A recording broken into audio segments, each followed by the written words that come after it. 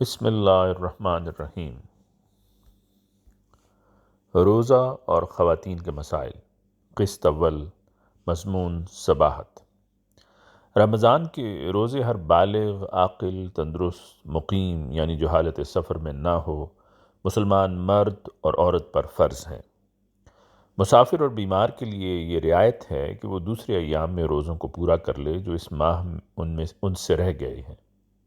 مستقل بیماری سے صحت یاب ہونے کی کبھی امید نہ ہو، یا ایسے کمزور، ناتواں، ضعیف جنہیں بعد میں بھی روزہ رکھنے کی طاقت نہ ملے، اسی طرح ایسی مرضع، دودھ پلانے والی اور حاملہ جو تسلسل کے ساتھ ان عوارض سے دوچار رہتی ہیں، تو ایسے معذور حسب توفیق روزوں کے بدلے میں فدیہ ادا کریں۔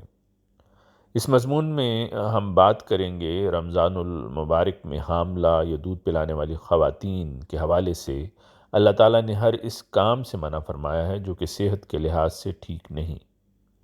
خاکسار کی ناقص معلومات کے مطابق بعض خواتین کا خیال ہے کہ اگر حاملہ یا دودھ پلانے والی عورت روزہ رکھے تو اس کو دگنا ثواب ملتا ہے، اپنے روزے کا الگ اور بچے کا الگ۔ ایسا سوچنا محض اسلامی تعلیمات سے دوری کا نتیجہ ہے، کیونکہ اسلام میں نہ مشکل ہے نہ جبر ہے۔ حائضہ اور حاملہ کے روزہ رکھنے کی نفی قرآن کریم اور بعض احادیث نے خود کی ہے۔ اسلامی احکامات۔ مرضع اور حاملہ کے متعلق حدیث میں آتا ہے کہ رسول اللہ صلی اللہ علیہ وسلم نے فرمایا کہ اللہ تعالیٰ نے مسافر سے آدھی نماز معاف کر دی ہے، اور حاملہ اور دودھ پلانے والی عورت کو روزہ سے رخصت دی ہے، بحوالہ ترمذی ابواب الصیام۔ یعنی یہ دونوں اپنے عذر کے ختم ہونے کے بعد چھوڑے ہوئے روزے پورے کر لیں۔ اگر طاقت ہو تو فدیہ بھی دینا چاہیے، جس بات کا کفارہ ہوگا کہ رمضان کی برکتوں والے مہینے میں روزہ کی عبادت بجا لانے سے محروم رہی ہے۔ اگر فدیہ ادا کرنے کی طاقت نہیں تو روزے کافی ہیں۔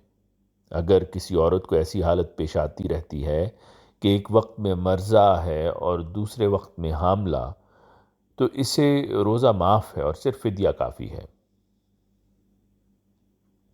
خواتین پر ہر ماہ ایک حالت حیض کی بھی آتی ہے۔ حائضہ کے روزہ نہ رکھنے کے حوالے سے حضرت عائشہ رضی اللہ عنہا کی روایت ہے کہ حضرت صلی اللہ علیہ وسلم کے زمانہ میں ہم حیض کے باعث روزے چھوڑتی تھیں تو ہمیں بعد میں وہ روزے پورے کرنے کا ارشاد ہوتا تھا، بحوالہ سنن ابن ماجہ کتاب الصیام۔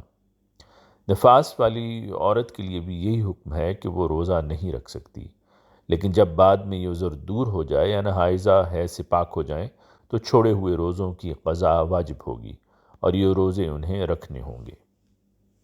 آواز مرزا عمران احسن۔